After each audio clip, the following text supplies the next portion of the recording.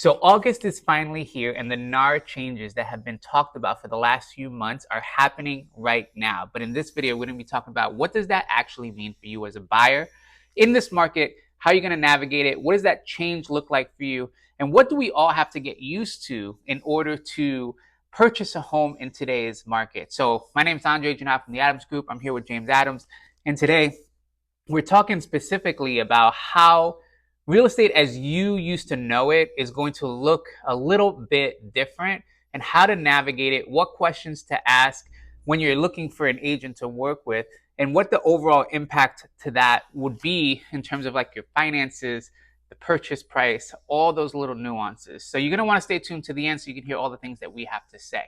So for those who don't know, NAR settled a lawsuit a few months back, which required a few changes in the way real estate agents operate. Now, here's the big kicker. There's two parts to it. One's on the sell side and one's on the buy side. All right, so just to give everybody up to speed, and what that meant was the MLS, which is where homes are listed, is no longer allowed to present or show what agents are offering in terms of compensation. In fact, that's also up for debate as well, whether or not sellers are even going to want to offer compensation to a buyer in any capacity going forward. And that's a huge change from what has been historically been the norm in our real estate buying experience over the last few years, or many years actually. Now, that's the seller change. What we're going to be focused on is the buyer side change, which is in order to actually see a property, you're going to have to engage with an agent and have what's called a buyer brokerage agreement, essentially a written agreement that outlines not only what the services you're going to provide, but the compensation as well. And that's how they all tie together. So James, NAR's here, settlement's in, it's happening. What's been your reaction to these changes in terms of like how is real estate going to operate differently, and what should buyers really expect in the first few weeks if they're shopping right now? Yeah, I mean, I think that the changes are going to happen, are going to create transparency, is where I want to start. There's a lot of times where buyers didn't really understand the fundamentals of how compensation worked. And actually, the lawsuit came about because the claim was that sellers didn't either. Right. So it's going to create a lot of transparency inside of that. For us, it's kind of business as normal. Since I came into the industry in 2019, I leveraged a buyer brokerage agreement with my clients. I'm assuming probably someone will watch this video. And it created clarity for them on what type of agency I was providing, what my services were that I provided. And there's a lot of people watching this that I'm sure the first thing, if I was in a buyer's shoes, that would scare me is that, like, man, I've already got to have my down payment, and maybe I'm aware and I got to have a closing costs, and now I've got to pay commission. I definitely want to touch into that inside of this video and help to create some clarity of how things can work, because not everybody is sitting in a position where they can afford down, closing, and commissions. Right. And how do we navigate through that? What do we do? All right, so you're a buyer and you want to purchase a home pre-August 2024. What did that look like? Well, it depends on who you worked with, right? So I want to go with the more normal. The more normal was you either knew somebody in the market, or you called on a listing, or you clicked on a portal and you wanted to go see a house. You had gotten to the point where you wanted to go see a house. Maybe you're pre-approved, maybe you're not. Maybe you understand the process, maybe you don't. But your first interaction then comes with an agent in the sense of a phone call, get to know each other a little bit, and then go see a house was the most common flow of how things happened. And then in that duration, somewhere shortly, they help you with pre-approval. The smaller portion of agents, I think the process changed where buyer connected, very first step before we go out to see homes, the way that we handle it is we sit down for a buyer consult so that we can fully understand what that buyer is trying to do. We can make sure that we're clear with the lender of what financing options are available, what down payment options are available, and how do we work through the process. It's the way that we've always handled it, but that's historically a very small percentage of people handle the buyers that way. So that's the main difference, is that I would say the more norm was I want to go see a house and an agent shows me a house, if I could simplify it. And so in 0 to 100%, what do you think would be the percentage of buyers agents that got paid by the seller pre-August? Pre-August, 99%. Right. So would it be fair to assume that it was just kind of, that's just how it was? So it was just kind of understood that way? Yep. And so it was like the norm. Yep. that was what was happening. Yep. Okay. Now, Now we're in a post-August world, and we're going to have to divide this into a pre-August 2024 and a post-August 2024 world. Post-apocalypse. Yes, real estate apocalypse. Now, before, while encouraged, was not required, BBAs. Yep. Right? Buyer brokerage agreements. Now they're required. Yep. How much of, if the 99% was the seller paid the buyer, Yep. how much change do you think post August there will be in that ratio? And this is obviously we don't know this, but we're saying based on what we're hearing chatter, what do you think will be the starting point within the first 3 months? And then when it settles, do you think it'll just be what we call a nothing burger and everybody will just go back to that because at the end of the day, you're just trying to sell your house and you want the most competitive landscape for that? Or do you think that there's actually going to be a meaningful change in how, whether a buyer is going to have to pay a seller, a buyer's going to have to pay a buyer's agent? I'm almost wondering if that's the right question. So like where my head goes is as a percentage from 0 to 100%. What percentage of sellers care more about some sort of principle over which percentage of sellers care about net? Right. Right? Like that's where my head goes because the difference in my experience working with sellers care about their net. Okay. They care about what they're going to receive. And in this change with buyer brokerage agreements coming into place, if a buyer is going to pay their buyer's agent commission, I would expect as the seller that would be reflected in the offer. Okay. And the price of the offer. And the same is true if you flip it over, is if a buyer is going to request that the seller pays their buyer broker compensation, either directly or through a seller credit, that's going to be reflected in their offer too. So I think the better question is what percentage of sellers are going to have the stance that they are firm on their price and they are not offering any kind of buyer agent compensation. And my personal belief is that's going to be very minimal because they want to sell their house. Right. But do you think that's an evolving perspective? So do you think that they're going to start out one way, first 30 days on a listing? Because we're talking from a buyer point of view. So I'm a buyer. Yep. And I'm a buyer's agent with a buyer. And, you know, a house hits the market. And this is the truth. Most people have Zillow, Realtor, Homes. They have more alerts about new properties. Yep. And they get them faster than sometimes we do when it comes to like not in our world. Because they have these instantaneous alerts for exactly what they're looking for. And so the house is 1 hour on market. I'm getting a call from a client. Hey, you see this one? I was like, no, I haven't yet. Yep. But so now would that seller be more likely to have a stance on day one that would be different on day 30 and different on day 60? Oh, I'm sure that everything is going to evolve through this. I think the most, like in this narrative of where we're going, it's almost thinking about the fear that I'm not going to be able to afford to buy a home is just right. the overall arc of where I think that this is coming from. The truth is that if a buyer is looking to buy a home, they're required to have a buyer brokerage agreement. In my opinion, they need to make sure that they're with an agent who understands this process and understands how to negotiate. And the truth is that more often than not, they'll be able to get things to work for what they're trying to do, right? But you need somebody who's skilled in negotiating. Otherwise, your house choice might be less. It would be one thing that could happen. And what you overall will pay out of pocket or price in the home will be more. So how would you advise somebody watching this who is saying, well, how would I even know if an agent is skilled in those things? That's a great question. Like, how would I know from meeting them that they can do what they say they can do, as opposed to just saying whatever it is to get me to work with them? The clearest indication is client testimonial. Like that is the clearest indication that you can have that their process works. So I would look for client testimonials. I would sit and meet with that agent, go through their process, understand the value that they provide before you sign any sort of agreements. The one case where you're going to be kind of like at the slot machine, if you will, is if you call a listing agent. So that's a whole separate avenue we can go down. But if you call a listing agent or you inquire through a portal, at that point, you're going to be randomly assigned an agent that you have no idea of their credibility. And before they walk you into the house, they're going to have you sign something. I would think in that case, if I was the buyer, I would just want to encourage them to ask for some non-exclusive agreement in that case. because you don't want to be tied to this agent in case they are not the right agent for you in that particular instance.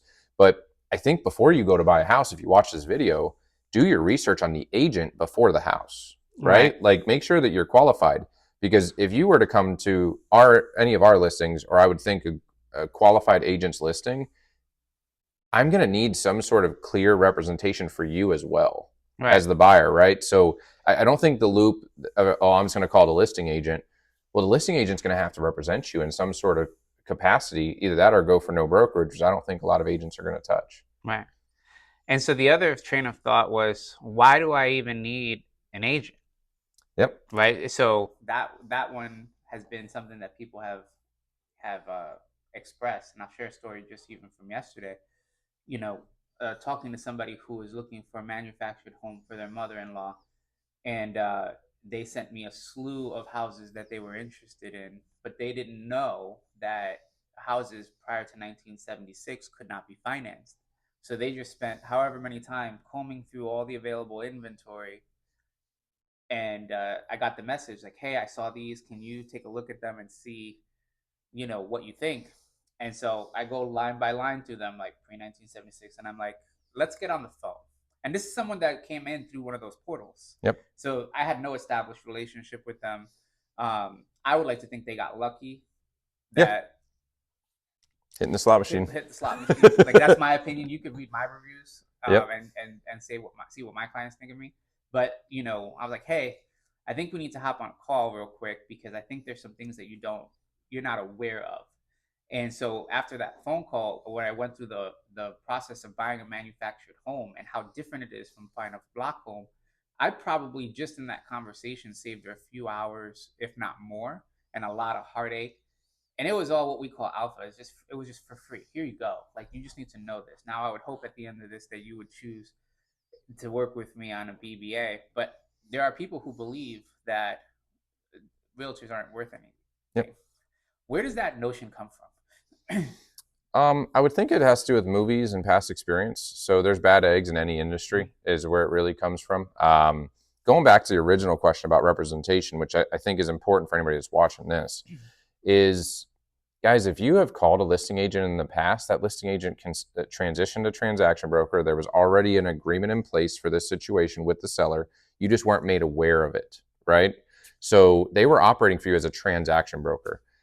I believe personally, if you're about to spend this kind of money towards a transaction, that you want somebody that's working for your interests and not just to make a deal happen, right? So when you go, as an instance, to a car dealership, that particular agent is representing the car dealership when you start, but when the negotiation happens, their incentive is on the transaction to happen, Mm-hmm. right? So if you're stuck on something, they're actually talking to the manager and seeing if they can bend the manager, and they're going back and forth in order to make the transaction happen. The other way that you can be represented in this industry is single agency, where they are only looking for your interests and pushing back over here. They're not going to the other side to find their interests and pushing back on you, right? Like they're kind of going back and forth to make the deal happen. In single agency, we're working for our clients to the detriment of the other side, and that's what true representation means. The likelihood that you're going to call a listing agent and they're going to provide you no brokerage, which means they are not writing your contract. They are not advising you on inspections. They are not advising you on how to talk to your lender. They cannot cross the line into any sort of representation of you. That is scary. Like if you have bought hundreds of homes in your life and you're an investor, you know this process, right? You're Right. cool. If you bought 3 homes, you do not know this process. Yeah, no, for sure. I mean, I think that like the less experience you have in an area, it's like anything else. There's only so much that you're going to be able to research on your own. You're going to get to a certain point, and you just are not going to know what you don't know, and it can be very costly to figure out. But there's one thing that comes up, and it's even when you work. Let's just say EXP. Yep. If I'm on one side and there's another EXP agent on the other, we don't really have a choice but to transition to Yep. transaction. Yep. And so I don't think that there's personally that there's an inherent total downside to transaction because the state dictates that. And we know that you don't ask me about what I think about government, but like sometimes they put rules in place that are arbitrary and don't benefit what is actually happening because that's through no fault. We don't really, that's, it's not my understanding. Like you're another EXP agent on the other side of the deal. Yep. On that level. I don't want to say it's to the detriment because it will still work to get the transaction to happen. So if the house is the priority, you'll just have to negotiate on your behalf, right? Like you'll have to make your decisions on how you want to counter and how you want to interact on different pieces of it. I do think that there is a little bit of difference between that and single agent, though, where the agent is able to use the hundreds of negotiations that they've already had to give them ideas of what works in this spot. What are the ways that we can press in that negotiation?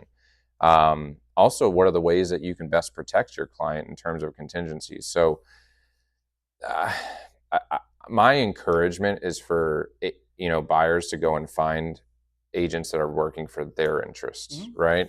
But I want to clear up that if they think that the loop around this is to go to the listing agent's going to have to sign a buyer brokerage agreement with you anyways, Right. and it's going to outline the price and terms that you guys have agreed to for you to pay that agent. And then when it comes to negotiating on that contract, if you want to request for the seller to give you additional concessions or for the seller to pay your buyer agent commission, it is the same exact thing as if you took the time to research an agent beforehand. So before you go and see a house, my personal opinion, you're thinking of buying a house, call us, right? Like call me, have a conversation. Call Andre, have a conversation. Call anybody at our team and have a conversation. And if you don't call us, do research on who you should call and find somebody that you trust in order to work with. Yeah, and I think that what's going to be even more is at least early on, first couple months of this post-August apocalypse, right, is going to be those that want to circumvent that system. Yep. And that is not, if you find somebody who's willing to circumvent the system because you think that you're going to benefit from that circumvention, Yep.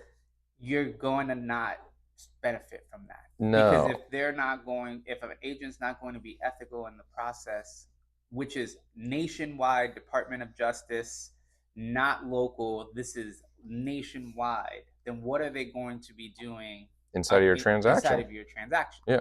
And so that is a litmus test right there, like the ethics that somebody's going to display in how we're being asked by the government to operate, how we've agreed through the federal government to operate.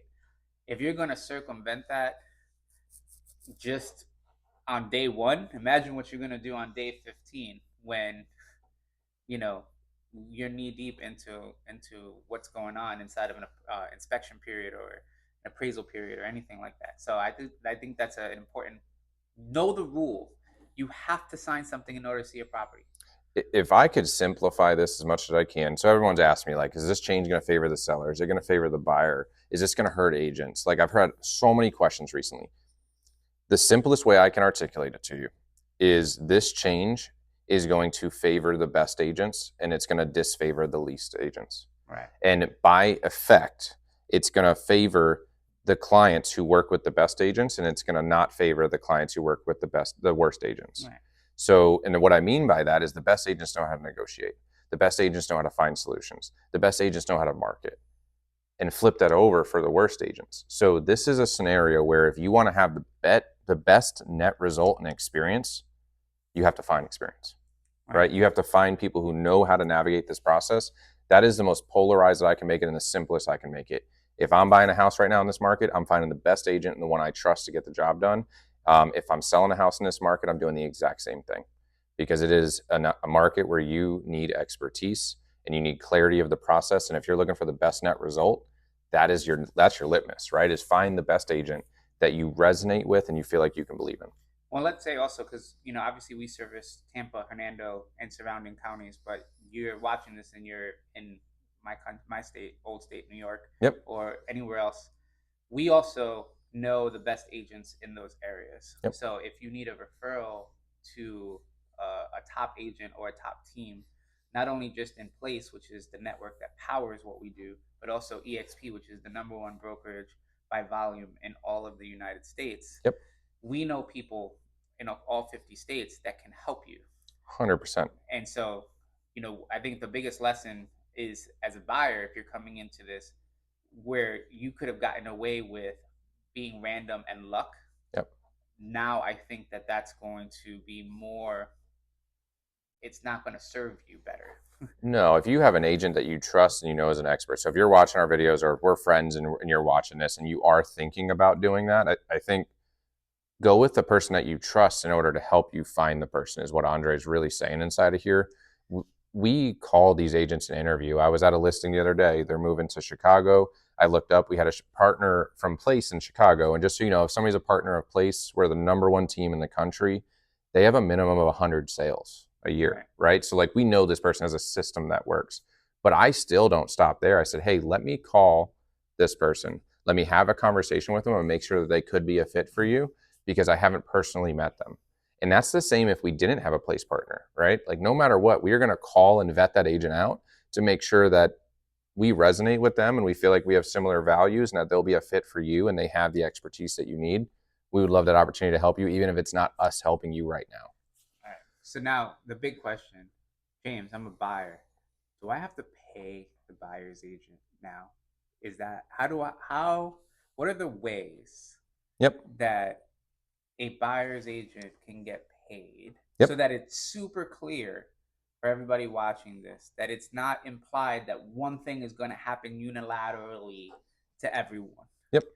So the first thing, that going back, so you have your agreement with your agent, and that agreement means that you are paying that agent. Let's start with that. But the only way that agent gets paid is at the end of a transaction, which starts with a negotiation up front on a contract, which is going to be super clear on what the expenses are for that buyer, right? So when you ask me that question, if the buyer chooses that they would rather negotiate solely on price and they will pay the buyer's agent directly, that's totally their choice, right? Like, let's focus on price. Let's make this simpler to understand for the seller and just focus in that way. That's one avenue where they're going to pay it directly. Another avenue is they say, no, we're going to negotiate for the seller to pay your compensation inside of our offers. So then when we're making offers on that property, inside of that offer, we're also going to include a separate addendum that outlines that the seller is paying the amount that we've agreed to on that buyer brokerage agreement. The third way is we can ask for a seller credit. The seller credit's then going to offset your closing costs and allow that to pay for our commission. And I guess the fourth way is it could be a mixture, right? And the buyer says, hey, I'm willing to pay this much. We need to get the seller to pay for this much. Right. So I don't think it's a simple answer, but when you sign an agreement, be clear that you are signing to agree that you're going to pay that buyer's agent yourself. Now, the quality of the agent and the clarity of the understanding of the options is what you really need before you start to negotiate on contracts. Right. That's the key, is, does this fall into the nets? Does this fall into the situation and the dream that you have that you want to accomplish? And your agent needs to be able to articulate that to you on every single offer. Absolutely. And that's why I said ask the question, because I think people are going to jump to assumptions on what that means. And a lot of times it's a unilateral, this is what this means for, I'm going to like you insert headline, Yeah. I'm going to have to pay now buyer agents commissions. Yep. That's not necessarily true. What you are agreeing to is that this is an agreement in place. How that gets done is variable through the 4 or 5 different ways that you mentioned. Well, and the other side is, I've been on 10 hours of training this week, right? And I've been through this, and this will be continuing. I don't think you're going to watch this video and this all makes perfect sense, right? I think that it takes a conversation, and what I want to encourage you to do, if you're still not clear and you want to further understand it, you don't have to hire us because we talk on the phone. Right? Like, give us a call and let's talk about what's going on. Let's make sure that you're really clear about it. And if we are a good fit and we want to continue to talk about what it looks like to work together, perfect. But if we're not, if I can help you get clear, I would love nothing more for than you to call us. There's a number right here below on anything that this posts on. It'll probably be YouTube and Facebook. But my encouragement is, and even if it's not me or it's not us, reach out to your agent and get clarity, right? Reach out to the person that you trust and get clarity of this process. But there are plenty of ways in which that this can work, and it's not one dimensional. It's definitely not one dimensional. Yeah, and so and I think that the idea that, in summary, of that what is happening August, let's just call it the first 3 to 6 months of this. There will be, dust will settle.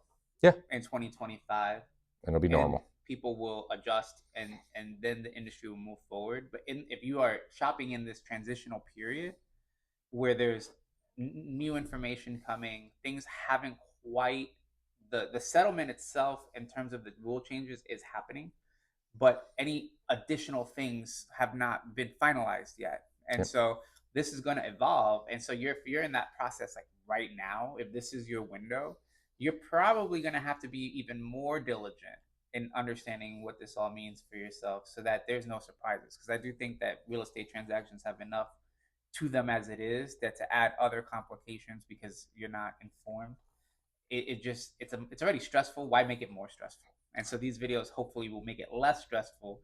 And even if it does give you a little bit of anxiety, because I can imagine that if you're watching, you're like, what the heck are they talking about? Like, this is insane. Yep. That you at least are comfortable enough to just call and say, hey, I don't really understand what you were talking about when you said this. Can you help clarify it? Yeah. Because I don't know how many minutes we're into this right now, but this is, you're not going to take a $415 million settlement, $2 billion lawsuit, condense it into a 12-minute or 15-minute video, and everybody walks away understanding, oh, that's where we're at. The point that I want everybody to leave with here, if you've made it this far in the video, if you have a dream to own a home, nothing has changed. Right. Nothing has changed. There's a way for you to execute on that dream to own a home. There is a way to navigate this market to fit your unique conditions of what you need to happen in order to buy a home and keep that dream alive.